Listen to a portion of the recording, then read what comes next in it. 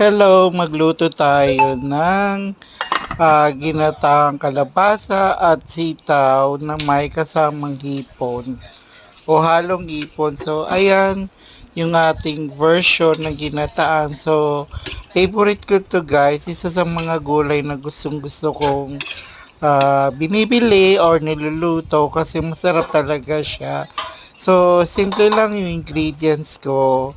At konti lang. So, yan. Sitaw, kalabasa, at syempre yung gata, and then yung mga lamas. So, masarap naman siya, guys. And, gusto ko sa ganito, okay lang na masabaw.